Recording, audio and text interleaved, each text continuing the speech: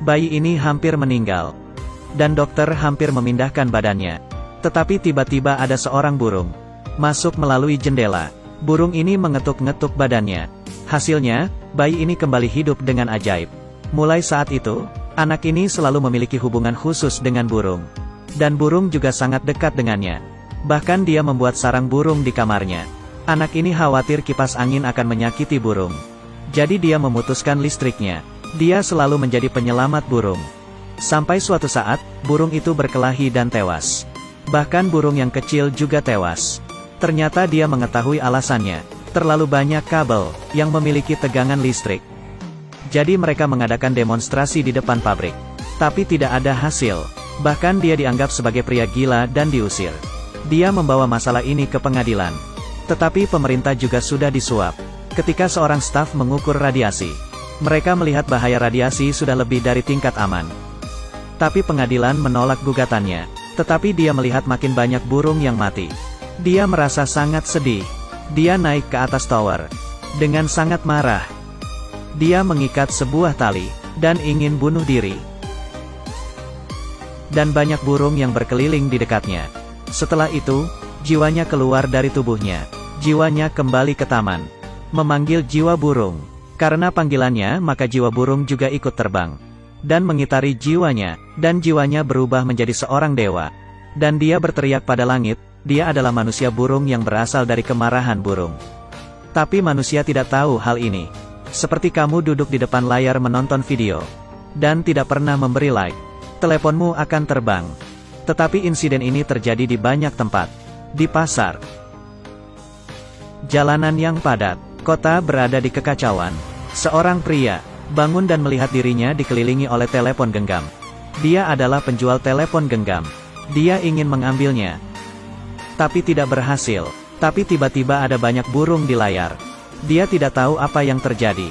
Kemudian telepon mendekatinya. Dengan cepat dia dikelilingi oleh telepon ini. Dan menjadi sebuah bencana. Dan telepon itu menyerang mulutnya. Semakin banyak yang terbang. Secara ajaib masuk ke rubuhnya. Kejadian ini membuat para ahli datang untuk menyelidiki. Setelah penyelidikan, robot wanita melihat ada pecahan telepon. Kemudian bertanya apa yang terjadi. Pembunuhnya adalah telepon genggam. Setelah beberapa hari penyelidikan. Jadi dia memutuskan untuk menyuruh robot ini untuk menyelesaikan kasus. Tapi robot ini di luar kekuasaan manusia. Di bawah kepemimpinan ahli. Setelah itu banyak helikopter berterbangan. Dan di darat banyak tank dan alat berat. Kemudian muncul sebuah burung gagak besar. Menghancurkan kota. Kemudian ahli menelpon. Mereka ingin mengirim robot. Ini seperti rencananya. Tentara membalasnya tapi tidak ada gunanya. Burung itu membuat semuanya seperti mainan. Dengan sebuah kapitan, dia sudah membunuh banyak orang. Dia terbang ke langit, dan membuka genggamannya. Semua orang terjatuh seperti mainan. Kemudian robot membentangkan jaring. Manusia burung kembali setelah melihatnya. Dia membuat jaring, dan melempar jaring itu ke atas. Kemudian burung terperangkap. Tapi burung itu berubah menjadi telepon genggam. Dan jatuh ke robot. Setelah itu, dia kemudian berjalan melewatinya. Tumpukan telepon kembali berubah menjadi cakaran burung. Mencoba mengejarnya dari belakang. Selama pengejaran, robot masuk ke kendaraan militer. Dan menembak burung itu. Tapi dia punya keahlian untuk mengelak. Mengejarnya dan membuka mulutnya. Robot mengaktifasi api. Dan membakar tank itu. Manusia burung hancur. Tetapi burung itu monster immortal. Dia mulai menyusun kembali. Robot itu mulai kehabisan bateri. Dia mulai mencari satelit. Tetapi burung itu tidak bisa masuk. Maka dia sangat marah. Setelah penyelidikan, mereka menemukan bahwa satelit ini membuat energi yang bisa membuat burung ini berhenti. Kemudian mereka membawa kendaraan satelit mencari monster burung. Kemudian ia hancur dan jatuh ke tanah dan meninggalkan sebuah telur. Dan telur mengeluarkan penjual telepon genggam. Dia berkata pada robot, "Ini adalah perseteruan antara aku dan manusia. Kamu tidak usah ikut campur." Pada saat ini, mesin sudah selesai diperbaiki. Pada saat konferensi, pemimpin berterima kasih pada ketiganya. Karena sudah berhasil. Tapi ini membuat ia cemburu. Dia masuk ke laboratorium dan ingin membuat robot mengikutinya. Karena robot ini sangat kuat, jadi tidak bisa dikontrol sepenuhnya. Pada saat dia bangun, dia melihat banyak telepon genggam. Melihat itu dia terkejut. Dia tidak tahu bahwa manusia burung itu sudah kabur. Ketika robot datang, ahli itu sudah di bawah pengaruh manusia burung. Pada saat ini, robot tidak bisa melakukan apapun. Karena jika dia membunuhnya berarti membunuh orang itu. Jadi dia hanya bisa bertengkar. Dia memotong kakinya. Kini ia hanya sebatang aluminium. Manusia burung tidak terkalahnya. Energinya juga sudah habis. Dia dengan bebas menghancurkan kota. Untungnya robot perempuan sudah memiliki pengetahuan dari ahli. Jadi dia mulai memperbaiki robot pria. Memasang kakinya.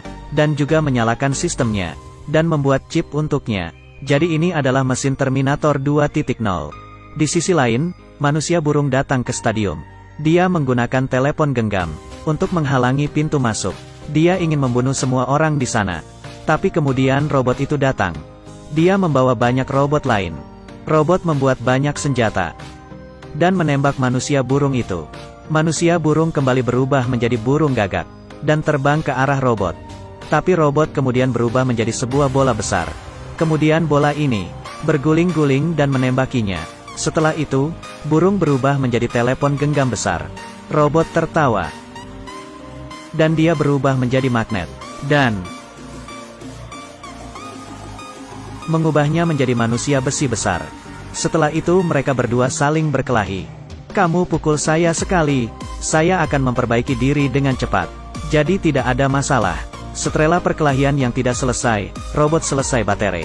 Ketika manusia burung hampir membunuhnya, ada seorang robot kecil membawa burung datang. Dan setelah itu ada banyak robot kecil yang membawa burung. Mereka ingin membunuh manusia burung.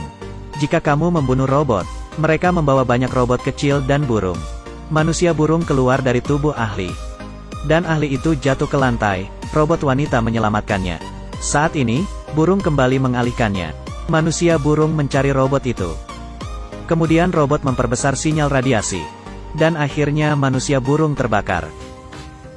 Pembalasan manusia burung berakhir di sini. Di akhir film, ahli memberi saran untuk menghentikan proyek gedung telekomunikasi karena mengganggu burung. Robot wanita dan pria bersama. Sampai jumpa.